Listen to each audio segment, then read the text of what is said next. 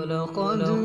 يَسَّرْنَا الْقُرْآنَ لِلذِّكْرِ فَهَلْ مِن مُّدَّكِرٍ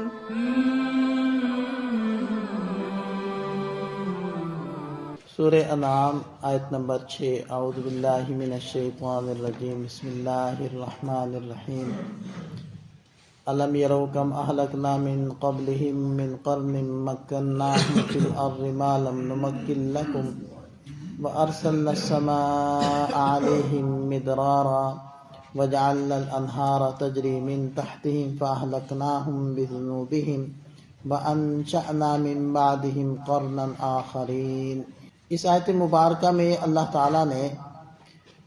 مشرکین مکہ کو خاص طور پر، ویسے عمومی طور پر ہر وہ شخص جو قرآن کریم کا مخاطب ہے اس کو متوجہ کیا ہے کہ وہ تھوڑا سا تاریخ کے آئینے میں بھی دیکھے اور اپنی تاریخ اور اپنے گرد و پیش کے حالات کو دیکھے، ان قوموں کے حالات میں تھوڑا سا غور کرے جو پہلے ہلاک ہو چکی کہ وہ کیا تھے اور کیا ہو گئے۔ دیکھیں، قرآن کریم تاریخ کی کتاب نہیں ہے، اس وجہ سے وہ واقعات کو اس بسط و تفصیل کے ساتھ بیان نہیں کرتا جیسے کہ تاریخی کتب بیان کرتی ہیں کہ یہ واقعہ کب کا ہے، کس علاقے کا ہے، اور تاریخیں ذکر کرنا اور پھر واقعات کی تفصیلات جزیات ذکر کرنا، یہ تاریخی کتابوں کا کام ہے۔ قرآن کریم موعظت کا ایک اللہ کا پیغام ہے اور عبرت کا ایک پیغام ہے، اور یہ قرآن چونکہ انسانی فطرت ہے کہ وہ اپنے جیسے انسانوں کے واقعات سے بہت زیادہ سبق لیتا ہے، متاثر ہوتا ہے، خاص طور پر وہ ماضی کے اندر گزری ہوئی چیزیں ہوں تو وہ کوشش کرتا ہے کہ میں وہ غلطیاں نہ کروں جو پہلے لوگوں سے ہوئی ہیں۔ یہ تجربات ہے نا، دنیا کے اندر تجربات سے انسان سیکھتے اور آگے بڑھتا ہے۔ تو پھر قرآن کریم اس موعظت کے پیش نظر انسان کو سابقہ قوموں کے کچھ واقعات سناتا ہے، لیکن واقعات بطور تاریخ کے نہیں، واقعات بطور عبرت کے۔ اس لیے واقعات کے وہ حصے اور وہ پہلو لیتا ہے اور وہ ٹکڑے اٹھاتا ہے کہ جس کے اندر نصیحت کا پہلو ہوتا ہے، اور اگر ان ٹکڑوں کو بار بار بھی دہرانا پڑے تو قرآن دہرا دیتا ہے، اور بہت ساری ان واقعات کی معلومات وہ کسی بھی جگہ بیان نہیں کرتا۔ تو آپ دیکھتے ہیں کہ متشابہات بنتے ہیں۔ متشابہات کیا ہوتے ہیں کہ ایک جیسے الفاظ بار بار آ رہے ہیں، مختلف جگہوں پر آ رہے ہیں، تھوڑی تھوڑی سی تبدیلی کے ساتھ آ رہے ہیں۔ حضرت موسیٰ علیہ السلام کا تذکرہ دیکھ لیں، فرعون کا تذکرہ دیکھ لیں، جگہ جگہ وہ قرآن کے اندر موجود ہے۔ کوئی صورت ایسی ہوگی کہ جس کے اندر نہ ہو، لیکن اس کے بعض پہلو ایسے ہیں کہ اس کا تذکرہ بالکل بھی نہیں قرآن کرتا۔ تو بہرحال اس آیت مبارکہ میں بھی قرآن اسی بات کی طرف متوجہ کر رہا ہے۔ تو ارشاد فرمایا الم یروا کم اہلکنا من قبلہم من قرن، کیا انہوں نے نہ دیکھا، یعنی غور و فکر نہ کیا کہ ہم نے ان سے پہلے کتنی قومیں ہلاک کر دی۔ قرن کا معنی قوم بھی ہوتا ہے، انسانوں کا مجموعہ۔ اسی طرح قرن کا معنی ایک صدی بھی ہوتا ہے۔ الم یروا کم اہلکنا من قبلہم من قرن، کتنے ہی صدیوں کے اوپر محیط قوموں کو ہم نے برباد کر دیا۔ مکناہم فی الارض، ہم نے ان کو زمین میں ایسا اقتدار دیا تھا، ما لم نمکن لکم، وہ اقتدار تمہیں نہیں ملا، وہ شان و شوکت، وہ مال و منال، وہ اقتدار اور جاہ و جلال، وہ جو ان کو تھا ہمیں نہیں ملا۔ اگرچہ سائنس اس زمانے میں بڑی ترقی کر گئی، طب ترقی کر گئی، لیکن جو قد کاٹ ان کا تھا ہمارے پاس نہیں ہے، جتنی لمبی عمریں ان کی تھی ہماری نہیں ہے۔ اب سائنس کو جتنے بھی آپ استعمال کر لیں، عمر تو آپ اپنی نہیں بڑھا سکتے۔ جو بیماریاں ہیں، ایسی بیماریاں بھی ہیں ان کا علاج ہی نہیں۔ آدمی سسک کے مر جاتا ہے، ڈاکٹر خود کہتے ہیں کہ جی یہ صرف ہم سہارے کے لیے دے رہے ہیں چیزیں، علاج نہیں ان چیزوں کا۔ تو بہرحال بہت ساری قومیں ایسی گزری ہیں کہ ان کے پاس جو کچھ تھا وہ ہمارے پاس نہیں ہے، اس لیے اللہ تعالیٰ نے ارشاد فرمایا کہ تم کیا اتراتے پھرتے ہو، ہم نے ان کو وہ اقتدار دیا تھا جو تمہیں نہیں دیا۔ وَأَرْسَلْنَا السَّمَاءَ عَلَيْهِمْ مِدْرَارًا، ہم نے ان کے اوپر بکثرت بارشیں برسائی تھی۔ وجعلنا الانہار تجری من تحتہم، اور ہم نے ان کے بغل میں نہریں بہائی تھی، دریا بہائے تھے۔ اب دیکھیں کہ ہم یہی کہتے سنتے آ رہے ہیں کہ پانی کم ہو رہا ہے، میٹھے پانی کے ذخائر ختم ہو رہے ہیں، اور اگلی قوموں کے لیے بڑے مسائل کھڑے ہو سکتے ہیں پانی کے، اور احادیث میں بھی آتا ہے کہ قرب قیامت میں پانی کے اوپر جنگیں ہوں گی، لڑائیاں ہوں گی۔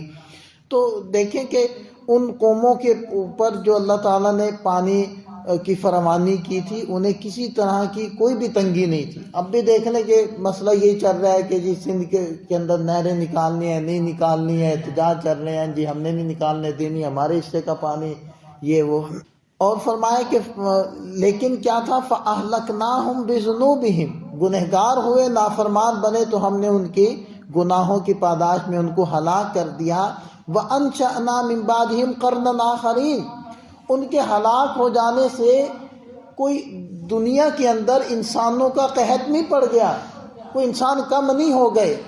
بلکہ ہم نے ان کے بعد دوسری قوم کو، دوسرے قرن کو ان کی جگہ پیدا کر دیا، دوسری قومیں کھڑی ہو گئیں۔ وہاں کتنی بڑی بڑی تہذیبیں تھیں جو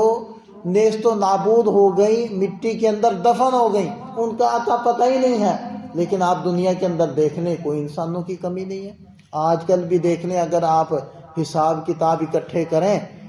تو ہزاروں چھوڑ لاکھوں لوگ روزانہ کی وفات پا رہے ہیں،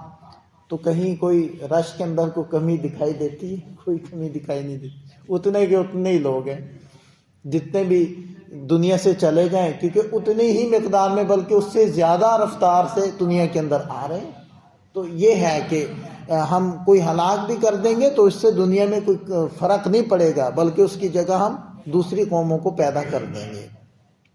تو اس کے اندر ان کو متوجہ کیا، خاص طور پر مشرکین مکہ کو، کیونکہ پہلے مخاطبین تو وہی تھے قرآن کے، اور عام طور پر ان سارے انسانوں کو متوجہ کیا جا رہا ہے جو اتراتے ہیں اپنے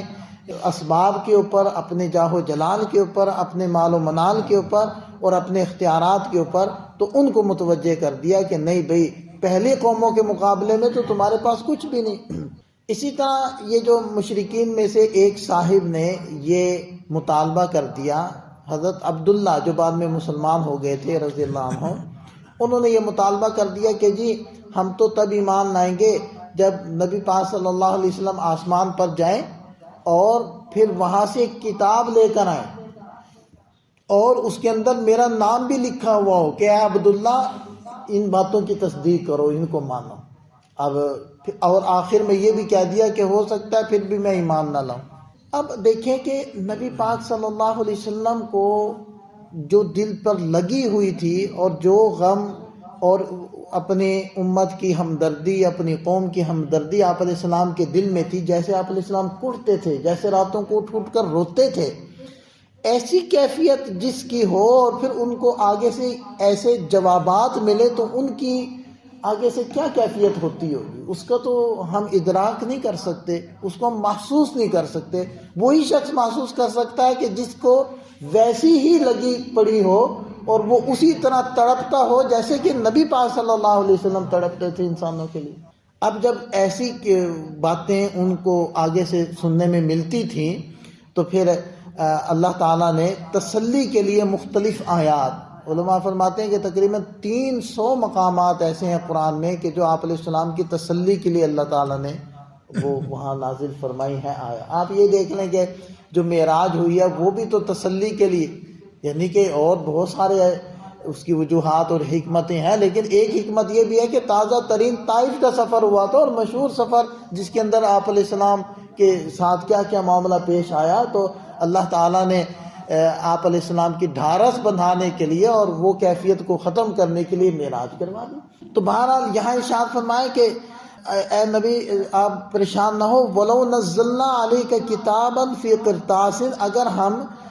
آپ کے اوپر ایک کتاب بھی نازل کر دیں جو صفحات میں لکھی ہوئی ہو، لَمَسُوهُ بِأَيْدِيهِمْ، اور وہ اپنے ہاتھوں سے اس کو چھو کر بھی دیکھ لیں، یہ نہیں ہے کہ صرف آنکھوں سے دیکھیں، نہیں، ہاتھوں سے اس کو چھو بھی لیں، لَقَالَ الَّذِينَ كَفَرُوا، یہ کافر پھر بھی کہیں گے إِنْ هَذَا إِلَّا سِحْرٌ مُبِينٌ، یہ تو واضح جادو ہے، وہ اس کا بھی انکار کر دیں گے۔ تو مسئلہ یہ نہیں ہے کہ یہ معجزہ دکھا دیں تو یہ مان جائیں گے، وہ دکھا دیں تو شاید مان جائیں، نہیں، جنہوں نے ماننا ہے بغیر معجزات دیکھے ماننا، اور جنہوں نے نہیں ماننا ان کو جتنے بھی معجزات دکھاتے رہیں گے انہوں نے نہیں ماننا۔ لہذا آپ پریشان نہ ہوں، یہ فیصلے اوپر سے ہو رہے ہیں اور لوگوں کی طلب پر ہو رہے ہیں، لہذا آپ نے پریشان نہیں ہونا، رنجیدہ خاطر نہیں ہونا، آپ نے جمع خاطر رکھنی ہے اور آپ نے رب کا پیغام پہنچاتے رہنا ہے۔ آپ سے ان کے بارے میں نہیں پوچھا جائے گا، ان سے ان کے بارے میں پوچھا جائے گا کہ انہوں نے کیا کارروائی کی تھی آپ علیہ السلام کے جواب میں۔ اللہ تعالی ہمیں سمجھ عطا فرمائے، عمل کی توفیق۔